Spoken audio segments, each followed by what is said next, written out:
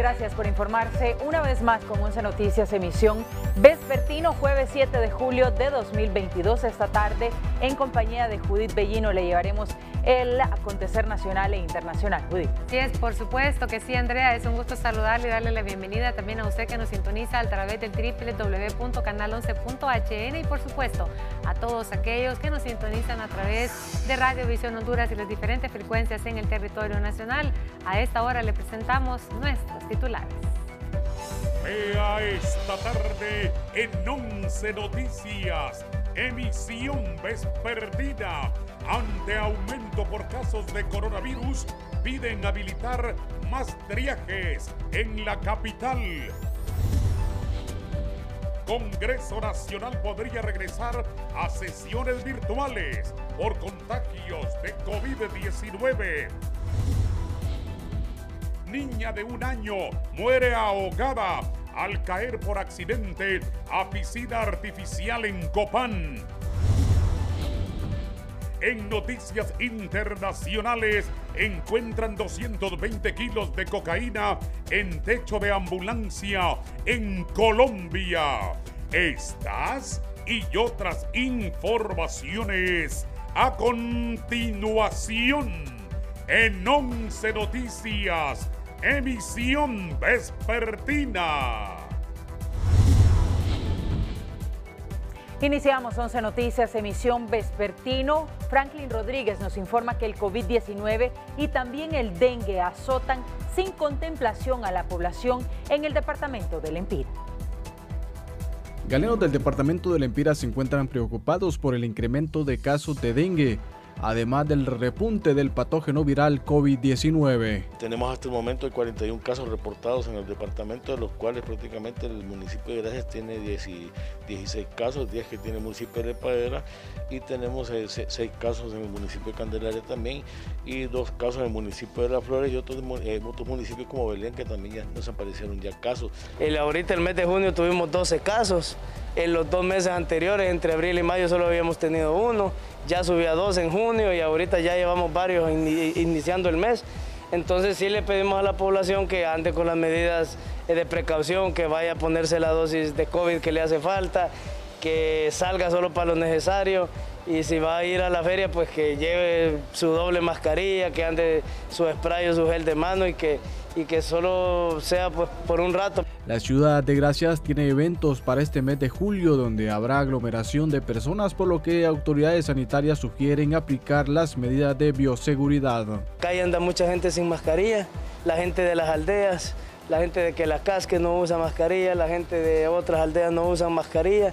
Entonces tenemos el problema de que la gente no quiere hacer caso con las medidas de bioseguridad, creen que el COVID es mentira, ¿verdad? Y entonces por eso que está este aumento. Y el problema es que aunque usted esté vacunado, siempre le va a dar COVID. Desde el occidente de Honduras para 11 Noticias, les informó Franklin Rodríguez. A esta hora nos enlazamos con Anabeli Tejeda. Ella se encuentra en Ciguatepeque y nos da a conocer que SINAJER se ha reunido de emergencia ante también el incremento de casos de COVID-19, donde inclusive también en esa zona se ha llegado al extremo de cerrar centros educativos por los contagios. Anabeli, con usted. Gracias, compañeros del estudio. Y es que de forma emergente se han reunido este día las instituciones que conforman SINAJER en la zona central del país. Esto ante los altos índices de contagio por COVID-19, principalmente en centros educativos. Está conmigo el comisionado de COPECO, Darío Rivera, y nos brinda amplia información al respecto. En el tema importante del COVID, el repunte que ha habido, ¿verdad?, a nivel de algunos municipios, más que otros, pero sabemos que el COVID está a nivel nacional y que hay que seguir las medidas de bioseguridad. Llamado a la población, nosotros como Ayagua, SINAJER, ¿verdad?, nos reunimos hoy de emergencia para tomar algunas decisiones, algunos acuerdos en cuanto a los casos que se están dando, sobre todo por el cierre que están dando en algunas instituciones de educación que no proceden porque no hay una orden, no hay un análisis todavía a nivel de SINAJER central. Entonces estamos nosotros más bien construyendo un protocolo para que se le dé seguimiento y poder de esa manera minimizar el impacto que puede tener el COVID-19 no solo en las instituciones educativas, sino extendido a todo lo que es la comunidad. Bueno, 2 centros educativos en Tablabel, Instituto de Liberación, y una escuela por ahí, y un centro también en Ciguatepeque, ¿verdad? Es que se han dado algunos casos ya que son significativos, pero todavía no amerita lo que es el cierre. Lo que sí es que la implementación de las medidas de bioseguridad y de alguna manera otras medidas que puedan minimizar la contaminación. Cabe señalar que varios centros educativos fueron cerrados también acá en Ciguatepeque, producto del COVID-19, los que ya están operando con normalidad. Las incidencias aquí por COVID-19, aunque son varias, han sido muy leves. Eso es todo mi informe desde la zona central del país, regresando así a los estudios principales en la capital. Gracias, Anabeli Tejeda. Voy ahora con Roldán Barahona porque continúa el cierre de instituciones educativas a causa de los contagios de COVID-19 y no es la excepción en el departamento del Paraíso. Adelante, Roldán. Hola, ¿qué tal? Buenas tardes, compañeros en estudios de 11 Noticias. Pues en efecto este día se ha hecho oficial el cierre del primer centro educativo producto del contagio de COVID-19, justamente el Instituto Danilo Carvajal, ubicado en la comunidad de Las Lomas, en el Valle de Jamastrán. Escuchemos a Nelcy Espinosa, ella es la directora municipal de educación, que nos amplía esta información. La dirección municipal, ¿verdad? Hemos estado todos estos días monitoreando cada uno de los centros educativos. Hasta el momento tenemos 14 centros educativos acá en el municipio que nos han presentado, nos han reportado casos ya comprobados. En cada centro educativo anda un promedio así como de 3 a 4 o 5 estudiantes reportados, ¿verdad? Igual, docentes también hasta este momento llevamos un promedio de 34 docentes. Tenemos niños, anda una cantidad así de 54 niños, pero distribuidos en todos los centros educativos. Solo hay un centro que suspendió clases porque ese centro de Jamastrán, y ahí sí reportaron comprobados 34 casos. Y es el único centro que ha suspendido clases. De ahí los demás han estado siguiendo el plan estratégico que presentaron en un inicio de año antes de retornar a presenciar la clase. Y en eso estamos siempre monitoreando secciones donde hay contagiados, donde hay algún niño contagiado, se suspenden clases. Igual todos los docentes que presentan casos están retirados. Es de Las Lomas. ¿Las Lomas? Sí, en Las Lomas. ¿Por casos COVID? Sí, 34 niños presentaron ya comprobados, entonces ellos sí suspendieron porque han sido los lineamientos de las autoridades. Levantar clases donde si se ve que pasa la cantidad comparando la matrícula que tienen, entonces ahí sí se puede suspender. Hubo algunos rumores en su momento de una cantidad de casos también en el Instituto Departamental de Oriente, pero se ha desvirtuado la misma. Según las autoridades educativas, no amerita ningún tipo de cierre el Instituto Departamental de Oriente y continuará pues laborando de forma normal. Eso sí, hay casos en todos los centros educativos acá. Prácticamente pues es masivo los contagios de los niños, los alumnos de los centros de enseñanza en Danlí. Este es mi informe, retorno con ustedes al set principal. Buenas tardes. Muy bien, buenas tardes para usted también, Roldán Barahona. Y en la capital de la República, debido a los altos contagios, están pidiendo que más triajes sean habilitados. Ante la ola de contagios de COVID-19 que mantiene en alerta a la población hondureña, médicos del país solicitan a las autoridades de salud abrir más centros de triaje para atender a los pacientes. Los especialistas manifiestan que 2 triajes cerraron debido a que se solicitaron dichos espacios. Sin embargo, las autoridades deberán reabrir eso mismo en otro lado, ya que la necesidad de atención va en aumento. La situación es preocupante, ya que no solo se reportan los trajes abarrotados, sino que el personal de salud también se está contagiando. Mientras los triajes del país reportan un alza de pacientes, la aplicación de pruebas PCR disminuyen por falta de reactivos. En las últimas horas, médicos denunciaron que se limitará a 30 diarios los reactivos para las pruebas PCR contra el COVID-19 en los triajes que funcionan actualmente en la capital. De acuerdo con la información, este limitado número de pruebas solo se aplicará a las personas que ingresen con síntomas graves del letal virus. El resto de los pacientes recibirán pruebas de antígeno. El Laboratorio Nacional de Vigilancia compartió un comunicado con los 3 triajes de la Secretaría de Salud, donde detallaron que solo recibirán un total de 90 pruebas PCR por todos los centros. En cuanto a las pruebas PCR, aseguran que se ha limitado solo en 30 en cada triaje, y la problemática es la cantidad de pacientes que están llegando a los centros en busca de ayuda. De las pruebas para detectar la enfermedad, que oscilan entre los 300 y 500 pacientes, la positividad de los casos está entre 60 y el 70%. Valeria Rojas, 11 Noticias. Cambiamos completamente de tema y les informamos que han pasado poco más de 8 meses desde que se desarrollaron las elecciones generales en el país, y la Unidad de Política Limpia ha lamentado que en el Congreso Nacional se haya prorrogado la presentación del informe de gastos de campaña para más de 1.800 candidatos a cargos de elección popular que resultaron electos y que todavía no han presentado y no han cumplido con esta obligación. Vamos con Guillermo Paz Manueles, quien nos amplía con expertos sobre este tema. Gracias, compañeros. En los estudios de Canal 11, efectivamente, me acompaña el comisionado Germán Espinal de la Unidad de Política Limpia para consultarle qué criterio tiene esta institución cuando anoche, abogado del Congreso Nacional, ha dado una prórroga para aquellos políticos que aún no presentan los informes financieros ante esta institución de transparencia electoral. ¿Cómo definen ustedes esta acción? Bueno, efectivamente, licenciado Paz Manueles, el día de ayer nos hemos informado de la decisión del Congreso Nacional de prorrogar el plazo para presentar el informe de gastos de campaña de los sujetos obligados que corrieron para alcalde, diputados y presidente, y para los partidos políticos que en su momento tienen, según la ley, que presentar su informe patrimonial y su informe de gastos de campaña. En ese sentido, en primer lugar, desde el punto de vista legal, el Congreso es soberano para tomar sus decisiones. Hay 1.800 sujetos obligados que no habían presentado su informe financiero. Había un proceso de rendición de cuentas bastante aceptable.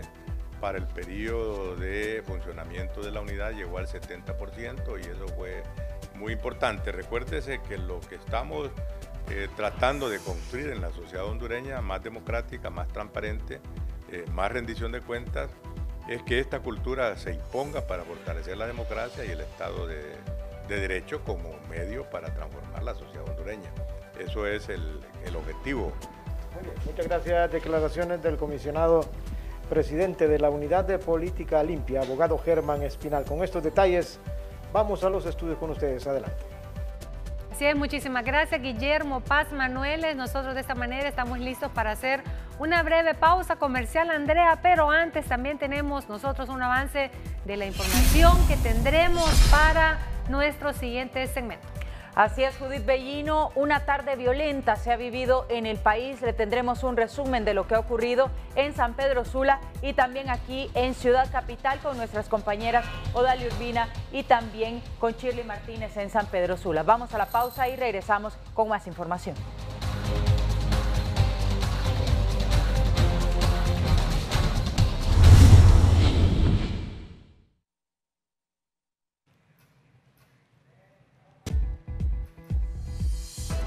Regresamos con más información desde 11 Noticias, emisión vespertina. A esta hora de la tarde está lista la periodista Shirley Martínez desde la zona norte del país. Una tarde violenta, pues entre ellas se destaca precisamente la muerte de un hombre en un motel en donde pues fue descubierta una infidelidad y el esposo, al parecer, de la pareja llegó, amarró a la víctima, Shirley, y le infirió varios disparos. Adelante con usted. Buenas tardes, compañeros. Efectivamente, ubicados en un motel reconocido en la ciudad de San Pedro Sula, donde hasta este momento, según versiones preliminares, un hombre habría seguido a su pareja y lo habría encontrado en el interior de este motel. Como reacción, pues este caballero le habría quitado la vida al amante de su esposa y se la habría llevado posteriormente a ella a otro lugar. Hasta el momento, pues hay varias patrullas policiales pues realizando las primeras pesquisas para determinar esta versión preliminar que han dado a conocer algunos empleados de este centro.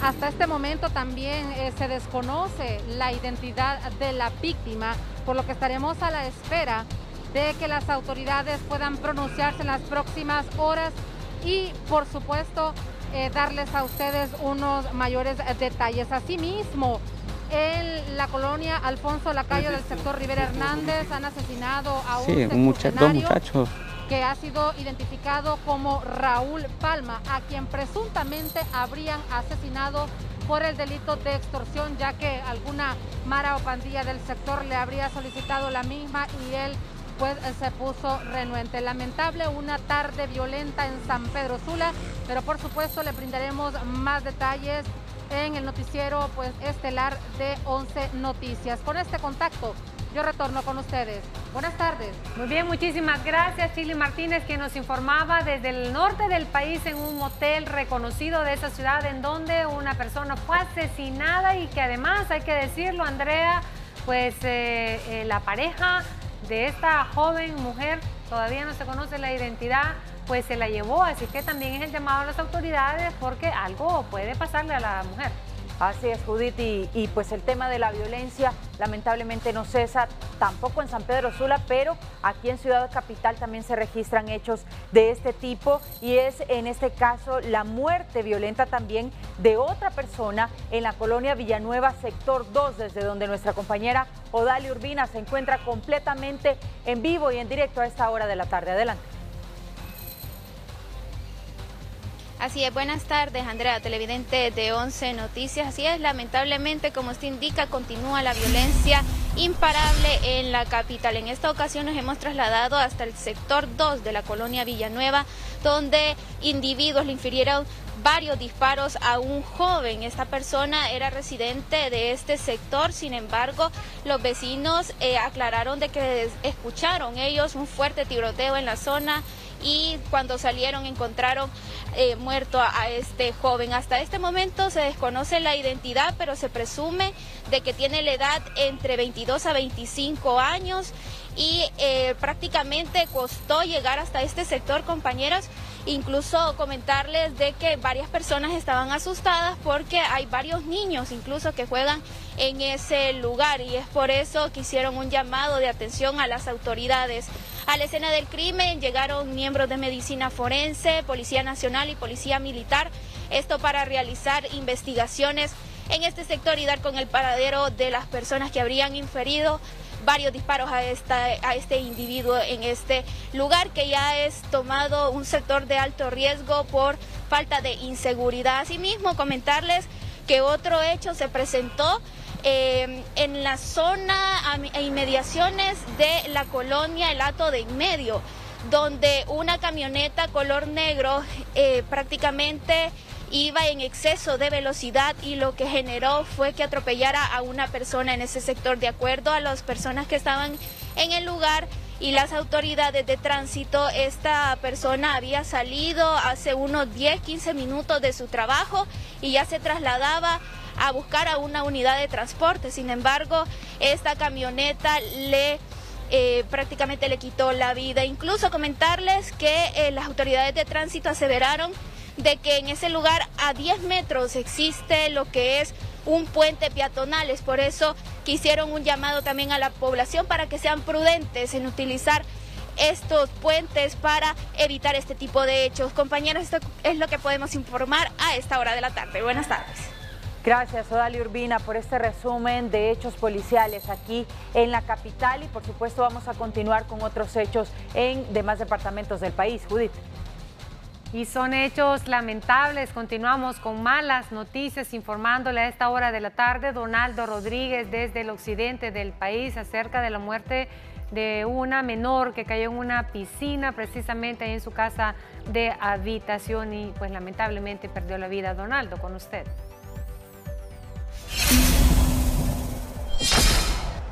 Buenas tardes, amigos televidentes de 11 Noticias. Un hecho lamentable se ha dado acá en el municipio de Nueva Arcadia, Copán, específicamente en la comunidad de Locotillo, donde una niña de 1 año y 9 meses de edad lamentablemente murió ahogada al caer a una piscina artificial que sirve para crianza de peces.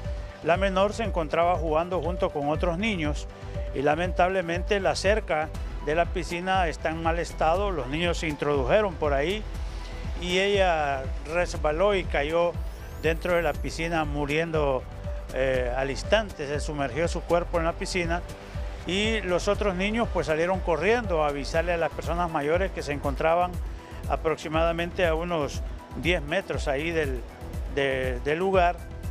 Llegaron hasta la poza a sacar el cuerpecito de la niña, pero lamentablemente esta ya había fallecido. Ahora la familia, muy acongojada, está velando el cuerpecito de esta menor y luego pues le darán cristiana sepultura. Su abuelito, que era el que más se llevaba con ella, manifiesta que este es un ejemplo para las demás familias que no descuiden a sus niños pequeños. Pendientes de más información o más detalles sobre este caso en los noticieros de 11 Noticias. Con este informe retorno con ustedes a Tegucigalpa. Buenas tardes. Gracias, Donaldo Rodríguez. Vamos ahora con Mario Cano porque han asesinado a Julio César Hernández en la colonia Los Laureles de la ciudad de Olanchito, Lloro. Adelante, Mario. Muchas gracias. Buenas tardes en estudios de 11 Noticias. Un hecho lamentable se ha registrado en las últimas horas en la colonia Los Laureles de esta ciudad. De varios impactos con arma de fuego fue asesinado el señor Julio César Hernández Rosales cuando se conducía en su motocicleta por desconocidos. Escuchemos a familiares que lamentan este hecho que enluta a una familia de este sector.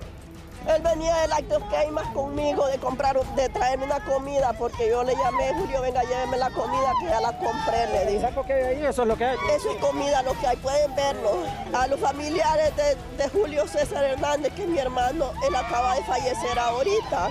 No, él solo vivía conmigo y las 2 hipotas. Sí, hace poco vine a trabajar y estaba encontrando a mi mamá que andaba comprando una comida. Él había trabajado con un tío de nosotros también. ¿Tenía enemigos él? No, sí tenía, pero no sé cómo fue eso ahorita. Lo que podemos informar a esta hora de la tarde desde el municipio de Olanchito, donde ya se ha vuelto violenta en los últimos días esta zona porque son varias las personas que han sido asesinadas, especialmente con arma blanca y con arma de fuego. Imágenes de Jesús Molina, compañeros en 11 Noticias. Regreso con ustedes. Buenas tardes. Muy bien, muchísimas gracias Mario Cano por este contacto. Regresamos hasta la capital de la República y le damos un giro a la información. Es Fernando Arteaga que nos da a conocer lo que dice el diputado Ramón Barrios, quien asegura que ya se está trabajando en el dictamen de la Junta Nominadora para los magistrados de la Corte Suprema de Justicia. Fernando, con usted. Gracias, compañeros. En el estudio, abogado Ramón Barrios, presidente de la Comisión de Legislación y Asuntos Constitucionales. No hay un dictamen final, pero se espera ya la próxima semana tenerlo completo en el Congreso Nacional. Muchas gracias por la oportunidad de dirigirme al pueblo hondureño. Como Comisión de Legislación y Asuntos Constitucionales, decirle a la hondureñidad que estamos trabajando en el dictamen final para presentarlo la semana siguiente, a más tardar, a la Junta Directiva, al presidente Luis Redondo, y para que sea debatido, discutido en el Pleno. Estamos trabajando, no hay un dictamen final, quiero dejar claro esto. ¿Cuáles son aquellos puntos que deben de llamar la atención, abogado? Y si nos puede adelantar algunos. Bueno, yo creo que en términos generales se le ponen, digamos, instrumentos objetivos a la comisión y a la junta proponente para que pueda hacer una puntuación y calificación de los aspirantes. Me parece que es muy importante que hayan autonominaciones, que no sean las organizaciones que nominen a sus propios candidatos. Así que nosotros vamos a seguir trabajando. En el momento que tengamos el dictamen final, vamos a darlo a conocer a la prensa hondureña, pero sobre todo al Pleno del Congreso, para que una vez aprobado se convoque oficialmente a la Junta Nominadora a poner sus miembros a disposición. Entonces no hay dictamen hasta el momento. En este momento no hay dictamen final, quiero dejar aclarado esto. Sé que anda corriendo ahí una versión, pero en realidad, explico, cuando uno está trabajando en computadora y está haciendo observaciones, va alimentando el dictamen, alguien lo ha de ver filtrado, pero no hay un dictamen final, no hay una versión en este momento. El abogado Ramón Barrios, presidente de la Comisión de Legislación y Asuntos Constitucionales, hablando con nosotros esta tarde en 11 Noticias. Con este contacto retornamos con ustedes hasta el estudio. Gracias, Fernando Arteaga. A continuación le presentamos la nota tecnológica. La sección tecnológica es presentada por Jet Stereo, expertos en televisores. El HomePod podría volver al catálogo de Apple a más de un año después de que la compañía decidiera descontinuar el producto. Así lo reveló el famoso Mark Gurman, un bloguero que ha destacado por ofrecer con antelación varios de los planes de lanzamiento de nuevos productos Apple. La noticia coincide con los últimos rumores, apuntando que en 2023 se haga un lanzamiento oficial del altavoz inteligente. Esta sería la segunda versión del dispositivo presentado por primera vez en 2017. Después de cifras de ventas decepcionantes del HomePod, Apple decidió descontinuarlo y solo mantener en el portafolio de la compañía al HomePod Mini, una opción más económica y atractiva para la gran mayoría de usuarios. Se espera que el nuevo HomePod mantenga el mismo enfoque tanto en términos de tamaño como en calidad de sonido. Sin embargo, traerá una pantalla multitáctil con nuevas funciones y podría vincularse con Apple Watch. Sin duda será una excelente opción para los hogares inteligentes. Darío Bonilla, 11 Noticias. La sección tecnológica fue presentada por Jet Stereo, expertos en televisores.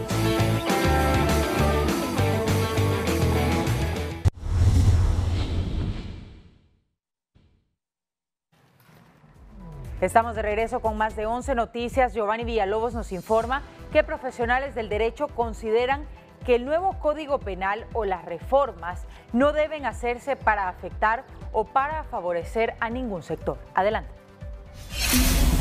Gracias, buenas tardes. Y es que algunos profesionales del derecho han dado a conocer que hay estiras y encoges en cuanto al Código Penal, el anterior y el que se pretende aprobar. Escuchamos a continuación al abogado Salomón Amador. Bueno, yo siempre le he dicho que no es la gravedad de la pena la que va a contribuir a combatir tanto la corrupción, el delito común o el crimen organizado.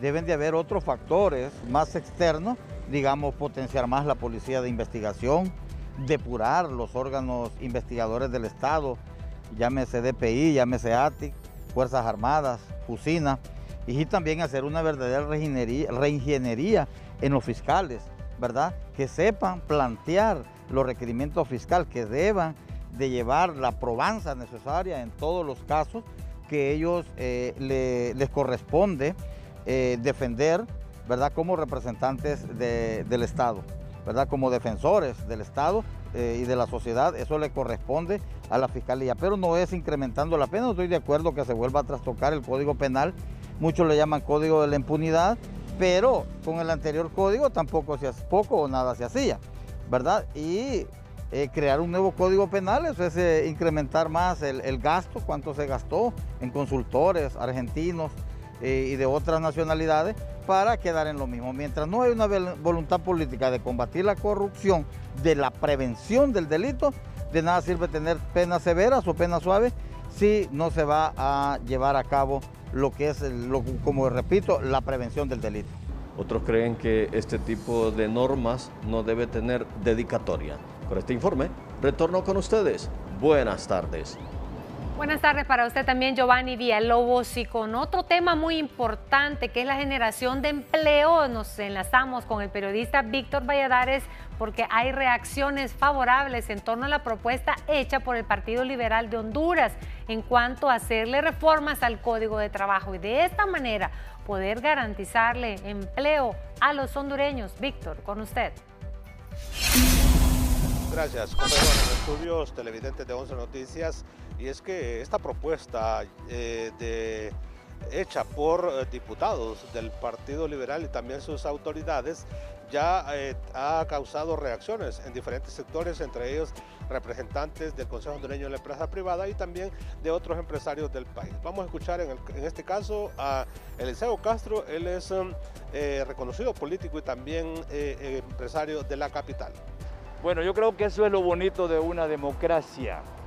Cuando hay pesos y contrapesos a lo interno de la misma en una sociedad como es la nuestra, y que el Partido Liberal, habiendo ingresado al Congreso Nacional a través de algunos diputados y de acuerdo a un organismo como es el Central Ejecutivo, en las últimas horas ha elaborado y presentado al pueblo hondureño una propuesta de reforma al Código Laboral, y dentro de esta reforma sería implementado pues la oportunidad de empleo parcial o empleo por hora en beneficio de la ciudadanía hondureña, que después de la derogación de esta opción en el Congreso ha quedado prácticamente reclamando esta opción de laborar, y que mucha gente lamentablemente se fue a la calle ahora sin tener la opción de un ingreso, y eso es lo que ha hecho que este instituto político haya reflexionado sobre el tema y haya tenido el valor de presentarlo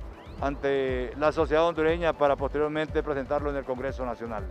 Ya lo escucharon ustedes, esta es una buena opción entonces para pues que muchos ciudadanos no queden en el aire y continúen con una oportunidad de empleo que tanto se necesitan aquí en el país. Compañeros, yo regreso con ustedes al set principal de 11 Noticias. Buenas tardes.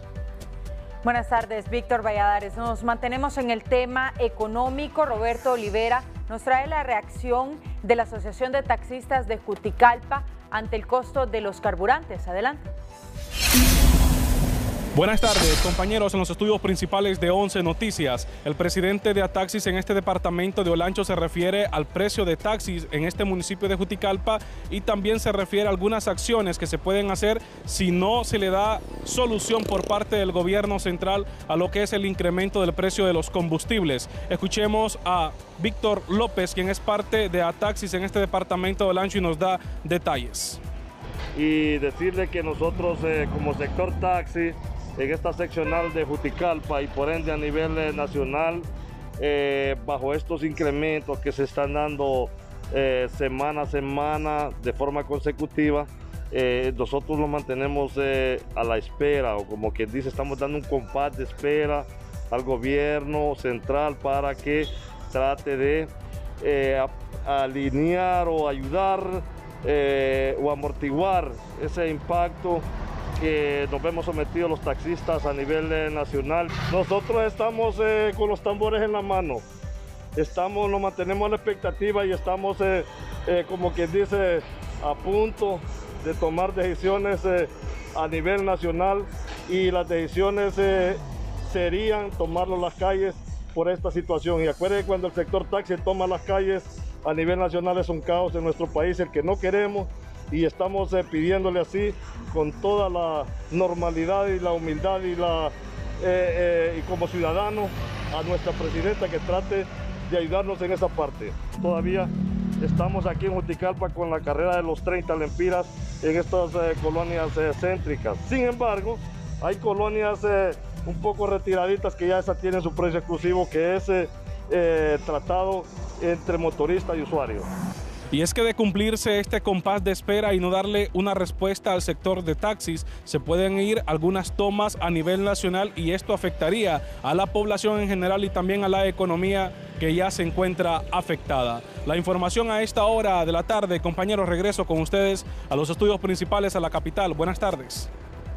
Buenas tardes para usted también, Roberto Olivera. Y por otra parte, preocupa la información que nos viene y nos llega desde el departamento de Choluteca, que es un sector muy productivo, pues, y que además aporta muchísimo para las divisas en el país con la exportación de sandía. Y precisamente son los productores de sandía de Namasihue, de ahí en Choluteca, que están reportando millonarias pérdidas de esto debido a un virus. Es Cristina Costa quien nos informa en detalle.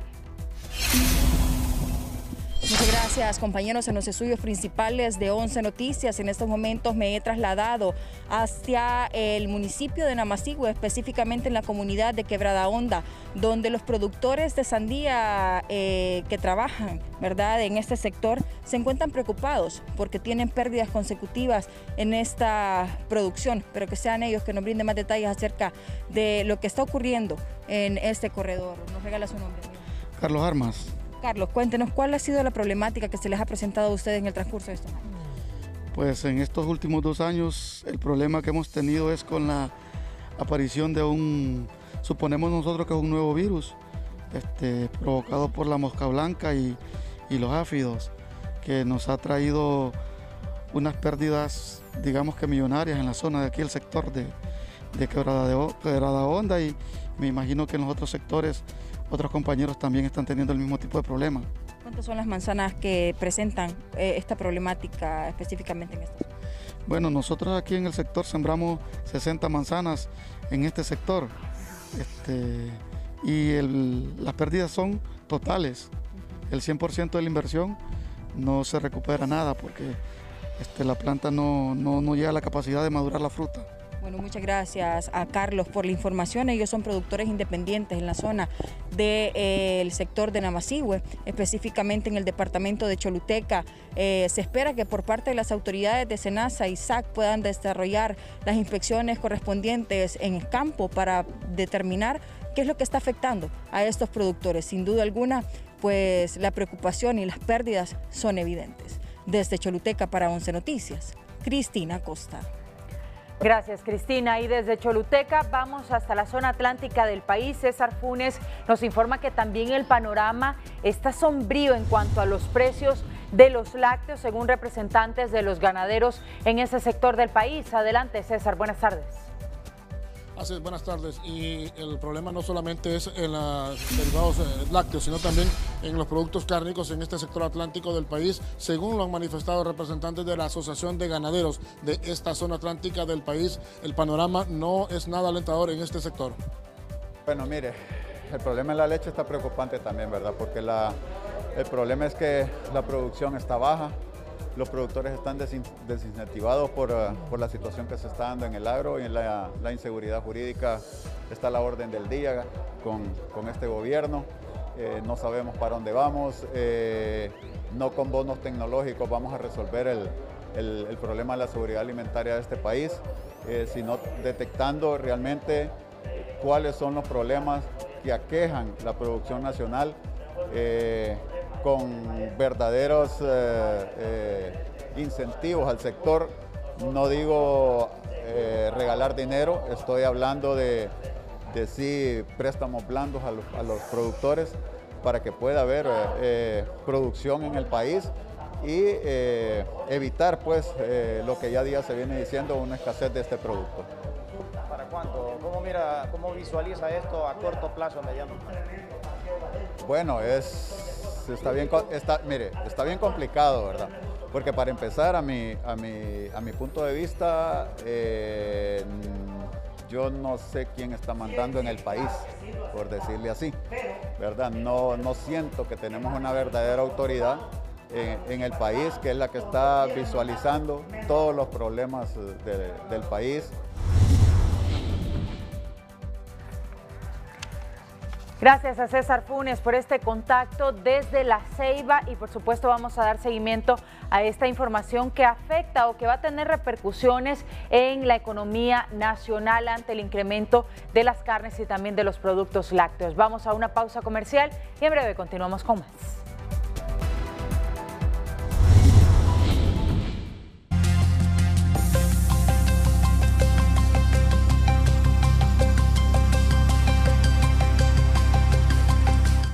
Un juez federal sentenció este jueves a Derek Chauvin, de 21 años, de prisión por violar los derechos de los civiles de George Floyd, una medida que añade algunos años el tiempo que el ex policía de Minneapolis ya está cumpliendo por su condena por asesinato. A la vez se transfiere a la custodia federal. La sentencia del juez del distrito Paul D. Magnuson se produjo después de Chauvin aceptar un acuerdo de culpabilidad que pedía una condena entre 20 y 25 años.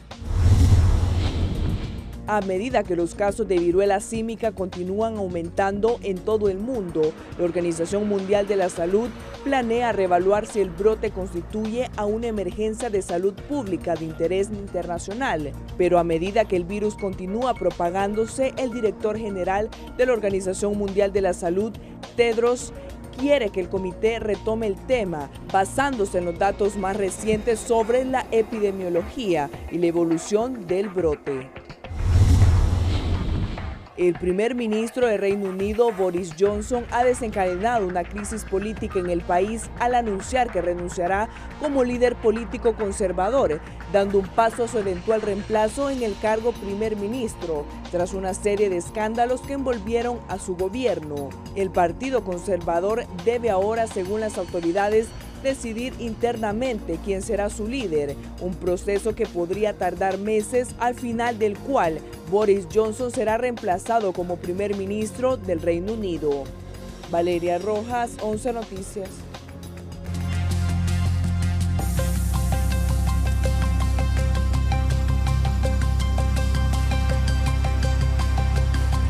Regresamos con importantes consejos. Solo con el internet de Cable Color podrás navegar a alta velocidad. Adquiere tu paquete AAA de 45 megas a tan solo $40. Contáctanos llamando al 2263-1010. Cable Color, una empresa regional orgullosamente hondureña. Continuamos con información gracias a nuestra alianza informativa latinoamericana, haciendo un contacto con Daniel Póstico desde Londres, precisamente en relación al tema de la renuncia de Boris Johnson. Adelante, Daniel.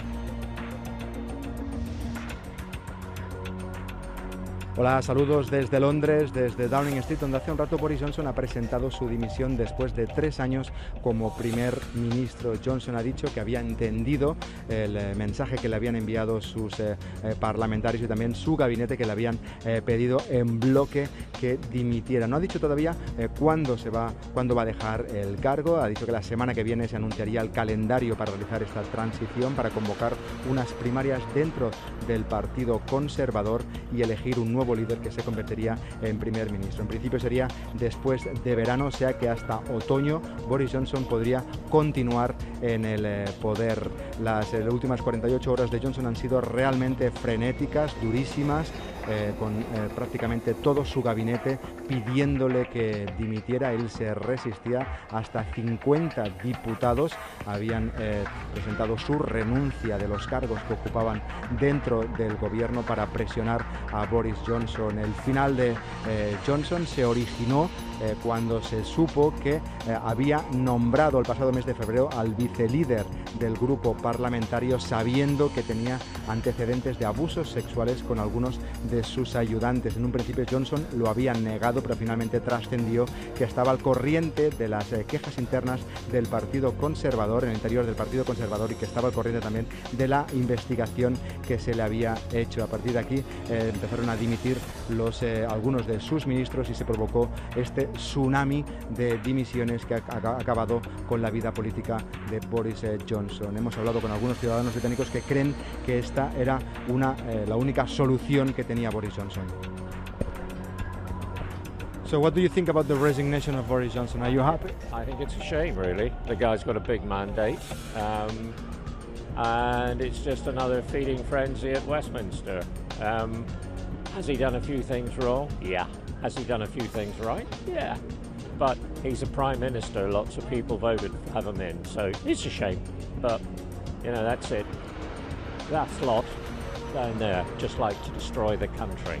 And that's the way a lot of us feel about it these days. But I am a Tory supporter, so yeah, okay. Thank you very much. So what do you think about the resignation of Johnson? Are you happy or are you sad? Well, I think it's really good that Captain Clown has finally left. So. What do you think is going to happen now? Do you think he's going to stay until... I'm not sure if the Clown is going to stay until the end of September or October, but whether he stays or goes, there's going to be another Clown in number 10, so it's kind of, yeah.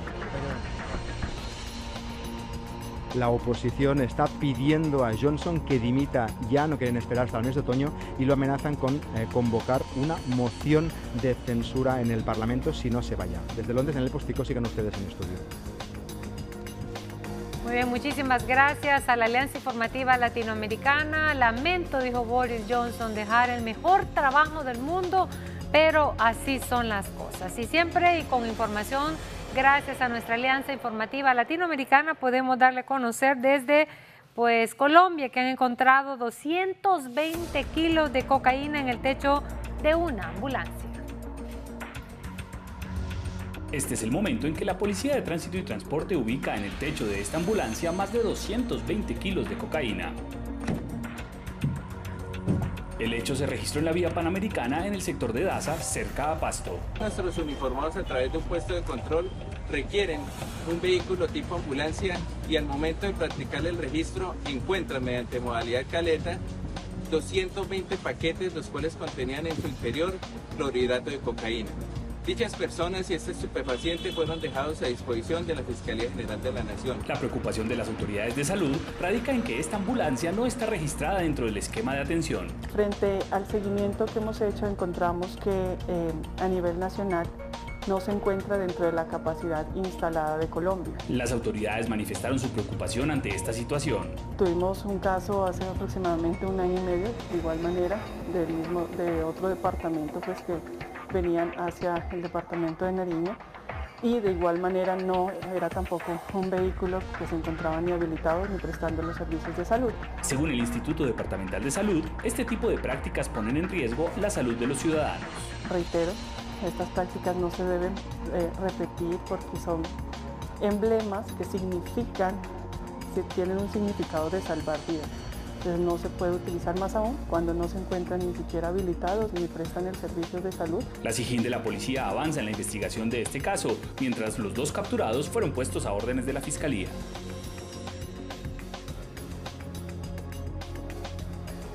Bien, y con esta serie de noticias internacionales nos despedimos de 11 Noticias emisión vespertino. Yo les espero de nuevo a las 8:55 de la noche en 11 Noticias emisión estelar. Judith. Así es, por supuesto que sí, pero mientras tanto usted quede en compañía de la mejor programación de Honduras, la de Canal 11. Que esté bien.